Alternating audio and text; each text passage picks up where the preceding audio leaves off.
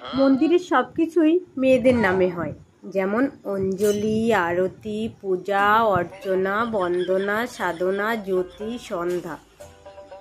ছেলেদের নামে কেবল একটা জিনিসই হয়, সেটা হলো ঘন্টা, যেটা যার যখন ইচ্ছা হয় সে বাজিয়ে চলে যায়।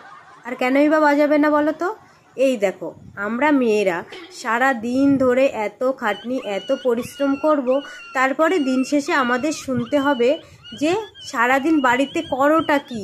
ওই তো দুটো রান্না করো, আর কি? আর তো তোমার কোনো কাজই নেই। এই যে আমার বড়বাবু, ব্যাস নিজেই সকালবেলায় নিজের কাজ মতন গুছিয়ে স্নান করে দুটো খেলো দিলো, তারপরে একটু রেস্ট করলো, চলে গেল বাজারে।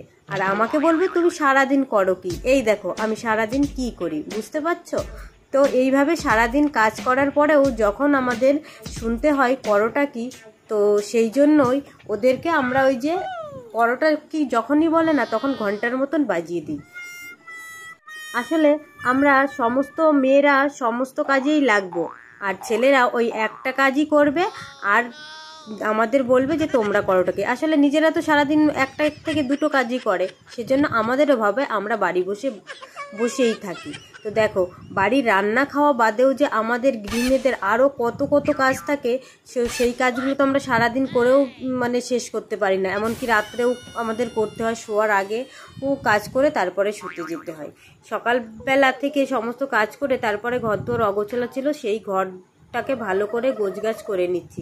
আর এই দেখো আমি গোছগাছ করছি, আর এদিকে আমার অগোছালো করার কিন্তু লোকের অভাব নেই, দেখেছো? এই আর একজন শাড়ি পরছে, দিদি শাড়িও পরছে, আবার পাশে আর একটা মানে জামা ছড়িয়ে রেখেছে। তো এইভাবেই তো সারাদিন আমার কাজ চলতে থাকে। তো তারপরে দেখো সন্ধ্যাবেলায় কাজ কাম করে আমরা চলে গেছিলাম পাশের একটা বাড়িতে, আমাদের জন্মদিনের নিমন্ত্রণ ছিল। তো সেখানে গিয়ে দেখি কেক কাটার আয়োজন চলছে। তো আমরা একটু বসেই থাকলাম, আর এই যে সকলে মিলে চলে এসেছি। বেশ আজকে অনেক দিন বাদে একটা জন্মদিনের অনুষ্ঠানে আসলাম, আর এত বৃষ্টি শুরু হয়ে গেছে যে আমাদের এখানে গ্রামের মানুষ এখন অনুষ্ঠান করতেই ভয় পাচ্ছে। জানো তো, গ্রামের বাড়িতে প্রচুর পরিমাণে কাদা হয়, আর আমাদের বড় বড় উঠান থাকে, সেই উঠান অতটা ঢেকে রাখা কিংবা ইয়ে করে সম্ভব হয় না। তো তারপরে দেখো কেক কাটতে একটু দেরিই হবে, তো সেজন্য আমরা এই যে খেতে বসে পড়েছি। আর এই যে দেখতে পাচ্ছ, এই যে ইনি হচ্ছে বার্থডে বয়। তো যাই হোক, এই যে কেক কাটা শুরু হলো। আসলে আমরা অ্যাকচুয়ালি আগেই খাওয়া দাওয়া করে নিয়েছি, কেকটা কাটতে অনেকটা দেরি হয়ে গেছিলো। তারপরে আমরা একটু বসেই ছিলাম, কেক কাটা দেখেই আমরা চলে এসেছি। তো দেখো জন্মদিনের অনুষ্ঠানে গিয়ে আমরা কি কি খেলাম। প্রথমে ছিল লেবু, ডাল, আলু চিপস।